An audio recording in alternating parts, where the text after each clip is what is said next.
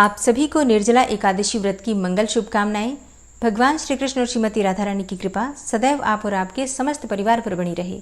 7 जून 2025 आज है शनिवार का दिन और आज आप सुनेंगे ज्येष्ठ मास की शुक्ल पक्ष की एकादशी निर्जला एकादशी व्रत की पावन कथा।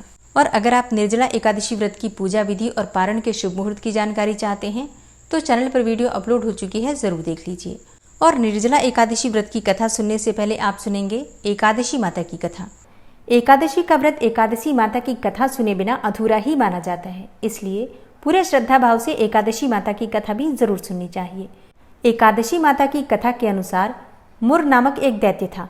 रावण और कंस की तरह वो भी बड़ा आतंक मचाता था और स्वर्ग में देवों सहित सभी को पीड़ा देता था। सब लोग उससे रक्षा मांगकर श्रीमन नारायण की शरण में गए। भगवान ने कहा, मैं उसे संभालता हूँ, तुम चिंता मत करो। सभी देवताओं को आश्वासन देकर भगवान मुर के साथ युद्ध करने लगे, लेकिन अपनी सारी शारीरिक शक्ति लगाकर भी भगवान विष्णु कुछ नहीं कर सके। भगवान को युद्ध के मैदान से पलायन करना पड़ा। तब वे हिमालय की एक गुफा में जाकर छुप गए। मुर भी उनका पीछा करते हुए वहीं पहुंच गया। भगवान ने ध्यान करना शुरू किया और उनके मन से एक शक्ति उत्पन्न की, उनकी मानसिक शक्ति, और इस शक्ति ने बाहर आकर मुर को अपनी तलवार से मार डाला। हम जानते हैं कि शरीर में 10 इंद्रियां हैं, 5 ज्ञानेंद्रिय और 5 कर्मेंद्रिय। 11वीं इंद्रिय है मन। संस्कृत में एकादशी का अर्थ है 11। चूंकि यह देवी उनके मन अर्थात भगवान की 11वीं इंद्रिय से निकली थी, इसलिए भगवान ने उन्हें एकादशी के नाम से पुकारा। एकादशी माता की उत्पत्ति का दिन उनके नाम से ही जाना जाने लगा। माता एकादशी के अंतिम चरण के दौरान उत्पन्न हुई थी, इसलिए इसे जयंती कहते हैं। और उन्होंने द्वादशी के पहले चरण के दौरान दैत्य को मार डाला था, इसे स्मरंती कहते हैं। अब एकादशी के दिन व्रत क्यों करना चाहिए, भोजन क्यों नहीं करना चाहिए, तो इस बारे में भगवान ने घोषणा की कि एकादशी के दौरान देवी के इस महान कार्य के कारण पूरे जगत में कोई भी पाप नहीं रहेगा। लेकिन पाप तो पहले से ही है। जब उसने यह सुना तो पाप पुरुष आश्रय की तलाश में इधर उधर भागने लगा। एकादशी के दौरान वह कहाँ रहेगा? वह जहां भी गया सभी ने उसे आश्रय देने से इनकार कर दिया। तब अंत में भोजन अर्थात अन्न एकादशी के दौरान उसे आश्रय देने के लिए सहमत हो गया। इसके बारे में एक श्लोक है, यानि कानि च पापानि ब्रह्म हत्यादिकानि च अन्नमाश्रित्य सर्वाणि तिष्ठन्ति हरिवासरे अघम स केवलम भुंक्ते यो भुंक्ते हरिवासरे। तो एकादशी के दौरान सभी पाप भोजन में ही आश्रय लेते हैं, और जो कोई मनुष्य इस दौरान यानी एकादशी के दौरान भोजन करता है, ये पाप उस व्यक्ति में प्रवेश करेंगे और रोग, समस्या, हानि, परेशानी इत्यादि बन जाएंगे। इसलिए एकादशी के दिन व्रत धारण करना चाहिए। भगवान विष्णु ने कहा कि जो भी मनुष्य एकादशी के दिन व्रत धारण करेगा उसके समस्त पाप नष्ट हो जाएंगे और उसे अंत में विष्णुलोक की भी प्राप्ति होगी। एकादशी को विष्णु भगवान की कन्या भी कहा जाता है, क्योंकि वह भगवान की मानस पुत्री हैं। उनकी मूर्ति पुरी जगन्नाथ मंदिर और द्वारका धाम में भी है। भगवान के धर्म की रक्षा के लिए जितने भी अवतार हैं वे सभी एकादशी के दिन ही हुए हैं, इसलिए यह इतना पवित्र दिन है। एकादशी व्रत का प्रभाव बताते हुए भगवान श्री कृष्ण ने धर्मराज युधिष्ठिर से कहा, गालव मुनि का भद्रशील नाम का एक पुत्र था। भद्रशील ने छोटी उम्र से ही एकादशी व्रत का पालन करना शुरू कर दिया। मुनि ने उन्हें ऐसा करने के लिए कभी नहीं कहा था। एक बार मुनि ने भद्रशील से पूछा कि उन्हें इस व्रत को करने को किसने कहा है। भद्रशील ने कहा कि मैं तो कई जन्मों से एकादशी का व्रत करता आ रहा हूँ। आमतौर पर किसी को भी अपना पिछला जन्म याद नहीं रहता। जब तक आप माँ के गर्भ में होंगे तब तक आपको पिछले जन्मों की याद रहेगी, लेकिन जन्म से ठीक पहले यह स्मृति मिट जाती है। लेकिन भद्रशील को पिछले जन्म की याद उस समय भी थी। यह एकादशी व्रत की शक्ति थी जिसका वे पालन करते थे। वे एक पूर्व जन्म में धर्मकीर्ति नामक राजा थे। धर्मकीर्ति बहुत क्रूर था, उसे कोई पसंद नहीं करता था। ऐसा कोई पाप नहीं था जो उसने नहीं किया हो। एक बार वह अपने सैनिकों के साथ शिकार पर गया। उसने एक हिरण को देखा और अपने सैनिकों को उस हिरण को चारों ओर से घेरने के लिए कहा। राजा ने कहा कि जो भी उस हिरण को भागने देगा उसका पूरा परिवार मार डाला जाएगा। हिरण ने यह सुना और सोचा, बेचारे सैनिक, मैं उनमें से किसी को कुछ भी नहीं होने दूंगा। हिरण राजा के पास से निकल भागा। राजा ने हिरण का पीछा किया। सूर्यास्त होते राजा एक घने जंगल के अंदर फंस गया। हिरण कहीं दिखाई नहीं दे रहा था। राजा ने एक पेड़ के नीचे रात बिताई। उसने दिन भर में कुछ भी नहीं खाया था। उसे चारों ओर से खतरनाक जानवरों के गुर्राने की आवाज़ भी सुनाई दे रही थी। वह सो भी नहीं सका। राजा ने डर से श्रीहरि परमात्मा से प्रार्थना करना शुरू कर दिया। फिर सुबह होते ही उसकी मृत्यु हो गई। यमदूत आए और उसे यमराज के पास ले गए। यमराज ने पूछा, तुम लोग इन्हें यहाँ क्यों लाए हो? इनका स्थान तो वैकुंठ में भगवान महाविष्णु के बगल में है। यमदूतों ने यमराज से कहा, लेकिन राजन, यह तो महापापी है। यमराज बोला, नहीं, वह सब चला गया है, ये अब बिल्कुल पवित्र है। जिस दिन इसकी मृत्यु हुई वह एकादशी थी। उन्होंने दिन भर उपवास किया और रात में जागते हुए श्रीहरि का स्मरण किया। उनके सारे पाप दूर हो गए, ये पवित्र हो गए। तब यमराज ने स्वयं एक स्वर्ण रथ बुलवाया और राजा को वैकुंठ भेज दिया। इसके बाद जब लोगों को इस बारे में पृथ्वी पर पता चला तो वे सभी एकादशी का पालन करने के लिए और अधिक उत्साहित हो गए। निर्जला एकादशी व्रत का पौराणिक महत्व और व्याख्यान भी कम रोचक नहीं है। जब सर्वज्ञ वेद व्यास जी ने पांडवों को चारों पुरुषार्थ धर्म, अर्थ, काम और मोक्ष देने वाले एकादशी व्रत का संकल्प कराया था, तब युधिष्ठिर ने भगवान श्री कृष्ण से कहा, हे जनार्दन, ज्येष्ठ मास के शुक्ल पक्ष में जो एकादशी पड़ती हो, कृपया उसका वर्णन कीजिए। भगवान श्री कृष्ण ने कहा, हे राजन, इसका वर्णन परम धर्मात्मा सत्यवती नंदन व्यास जी करेंगे, क्योंकि ये संपूर्ण शास्त्रों के तत्वज्ञ और वेद वेदांगों के पारंगत विद्वान हैं।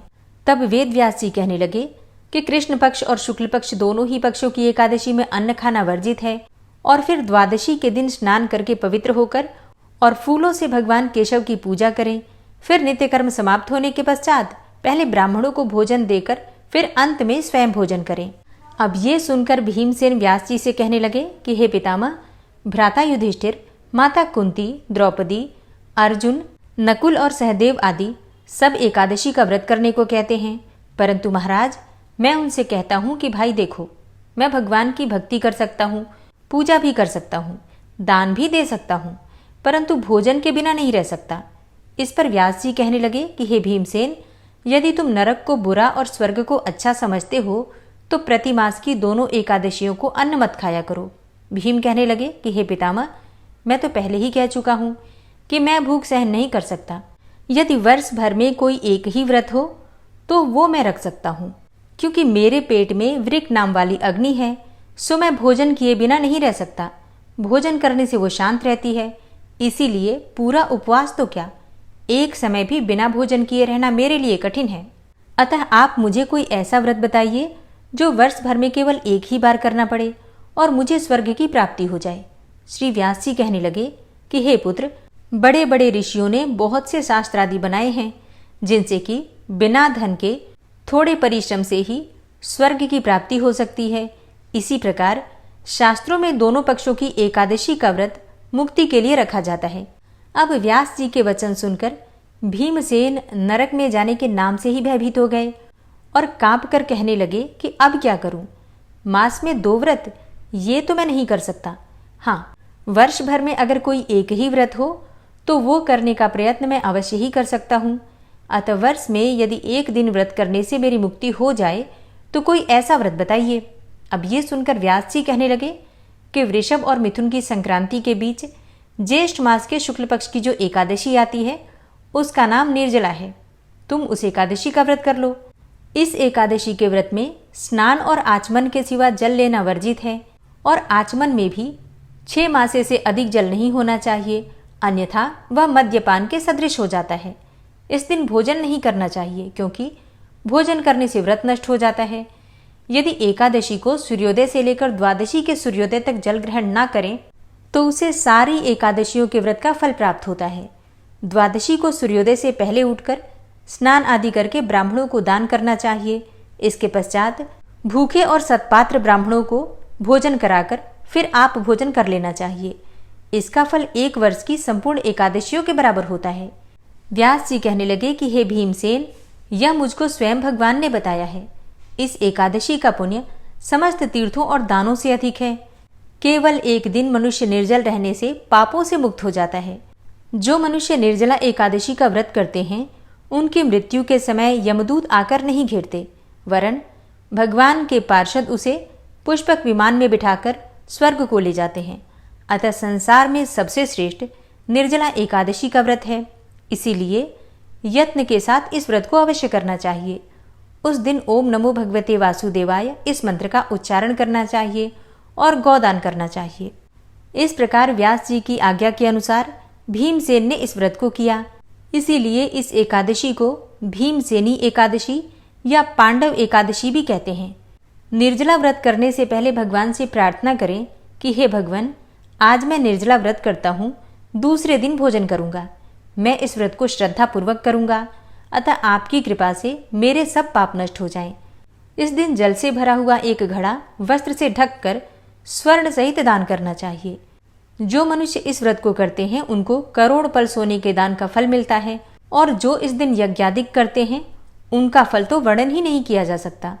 इस एकादशी के व्रत से मनुष्य विष्णु लोक को प्राप्त होता है, और जो मनुष्य इस दिन अन्न खाते हैं वे चांडाल के समान हैं, वे अंत में नरक में जाते हैं। जिसने निर्जला एकादशी का व्रत किया है वो चाहे ब्रह्म हत्यारा हो, मद्यपान करता हो, चोरी की हो या गुरु के साथ द्वेष किया हो, मगर इस व्रत के प्रभाव से स्वर्ग जाता है। हे कुंती नंदन, निर्जला एकादशी के दिन श्रद्धालु स्त्री और पुरुषों के लिए जो विशेष दान और कर्तव्य विहित हैं उन्हें सुनो। उस दिन जल में शयन करने वाले भगवान विष्णु का पूजन और जलमयी धेनु का दान करना चाहिए, अथवा प्रत्यक्ष धेनु या घृतमयी धेनु का दान उचित है। पर्याप्त दक्षिणा और भांति भांति के मिष्टानों द्वारा यत्नपूर्वक ब्राह्मणों को संतुष्ट करना चाहिए। ऐसा करने से ब्राह्मण अवश्य संतुष्ट होते हैं और उनके संतुष्ट होने पर श्री हरि मोक्ष प्रदान करते हैं। जिन्होंने शम, दम और दान में प्रवृत्त होकर श्रीहरि की पूजा और रात्रि में जागरण करते हुए निर्जला एकादशी का व्रत किया है, उन्होंने अपने साथ ही बीती हुई 100 पीढ़ियों को और आने वाली 100 पीढ़ियों को भगवान वासुदेव के परम धाम में पहुंचा दिया है। निर्जला एकादशी के दिन अन्न, वस्त्र, गौ, जल, शैया, सुंदर आसन, कमंडलू तथा छाता दान करना चाहिए। जो श्रेष्ठ तथा सुपात्र ब्राह्मण को जूता दान करता है वह सोने के विमान पर बैठकर स्वर्गलोक में प्रतिष्ठित होता है। जो इस एकादशी की महिमा को भक्तिपूर्वक सुनता अथवा वर्णन करता है वह स्वर्गलोक में जाता है।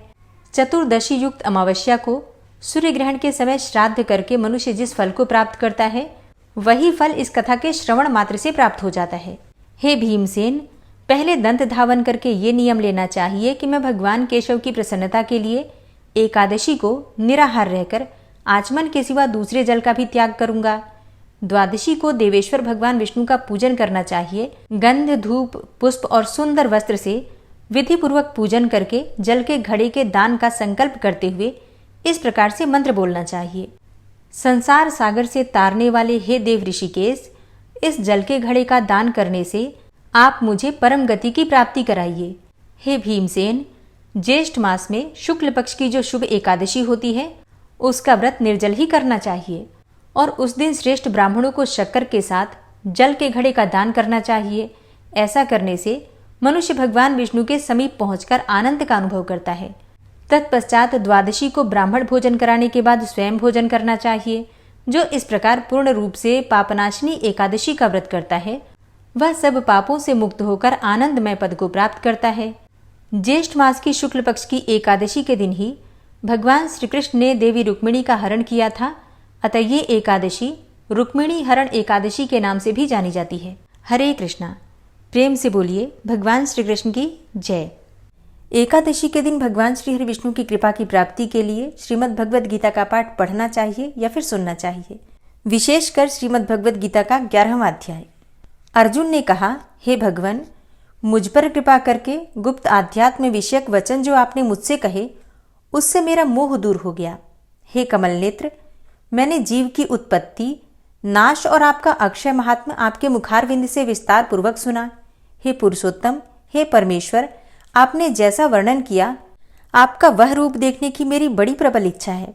तो हे योगेश्वर, हे मधुसूदन, आप यदि मुझे उसको देखने योग्य समझें तो अपना वह अव्ययी रूप भी मुझे दिखाइए।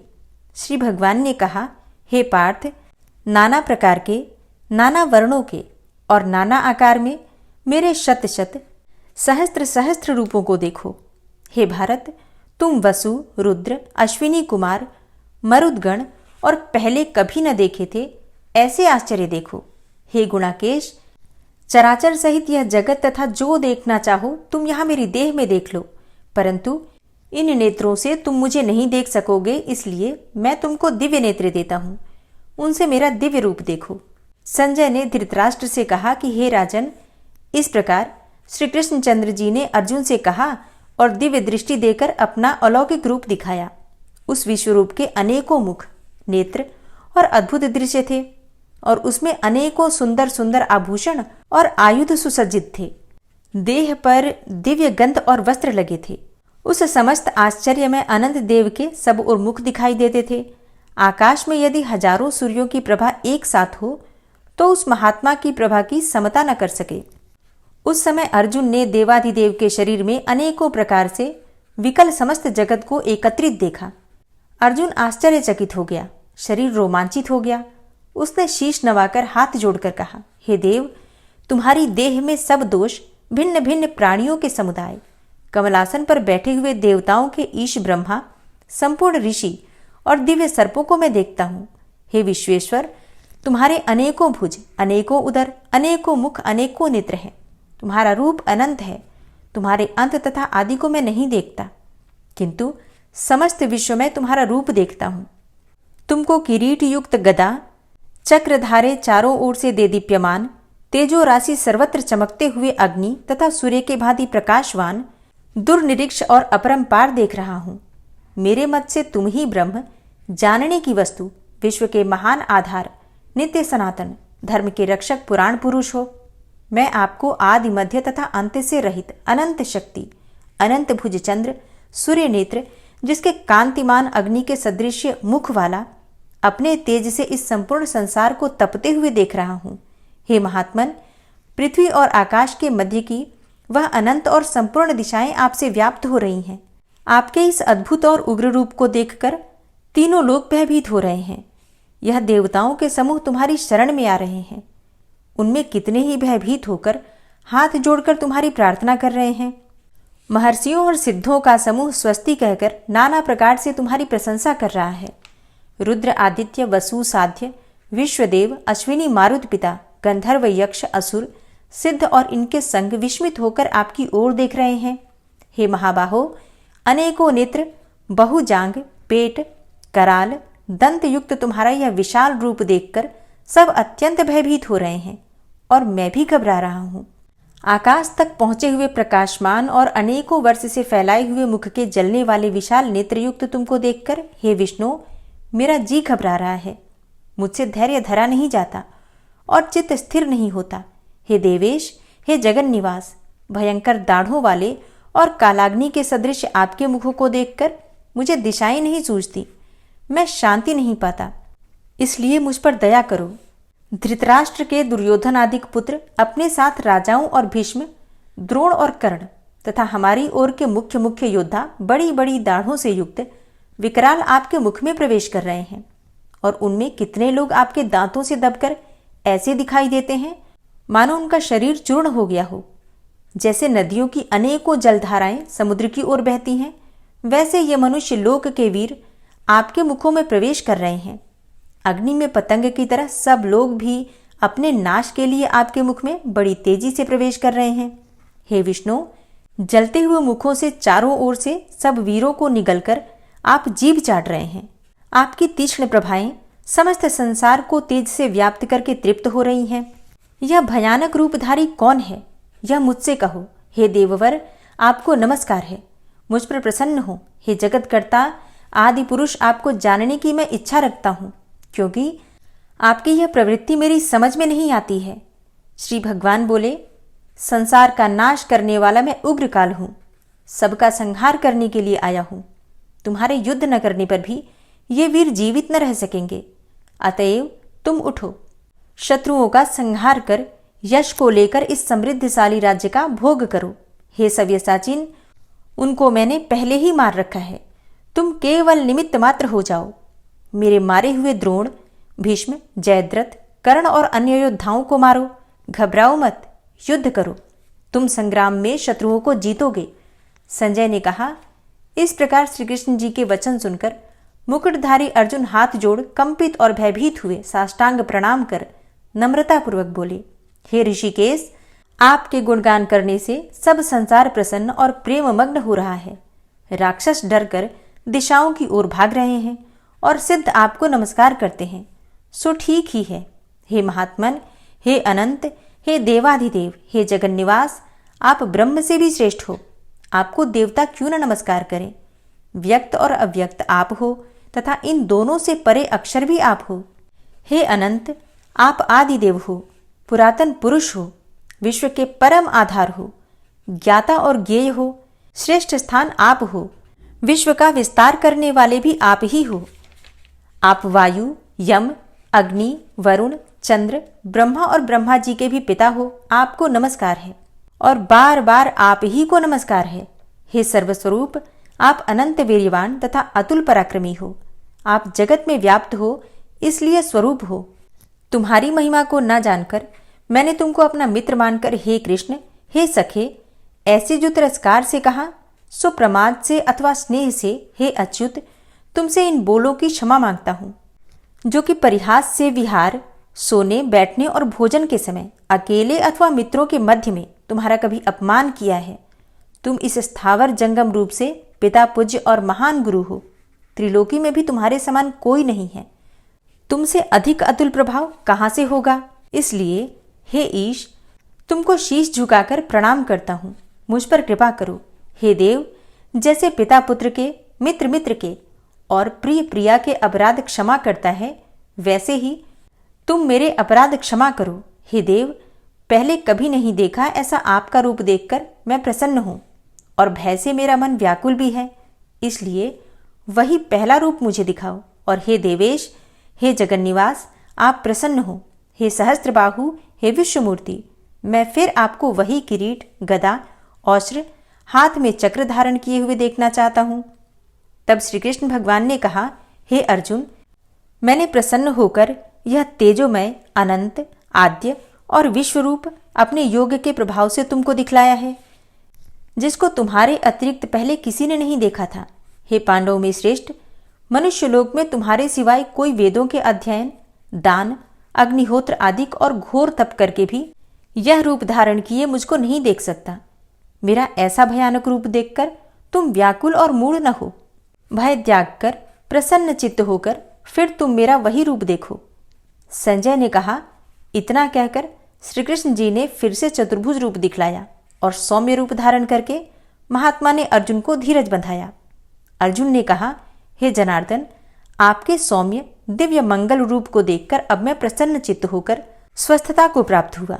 श्री कृष्ण जी बोले, हे अर्जुन, जो मेरा यह विश्वलय रूप तुमने देखा है, इसका दर्शन संभव नहीं है। देवता भी इस लय के दर्शन की आकांक्षा करते हैं। हे अर्जुन, जैसा मेरा लय तुमने देखा है, ऐसे लय को वेदाध्ययन, तप व यज्ञ आदि कर्म द्वारा देखना भी असंभव है।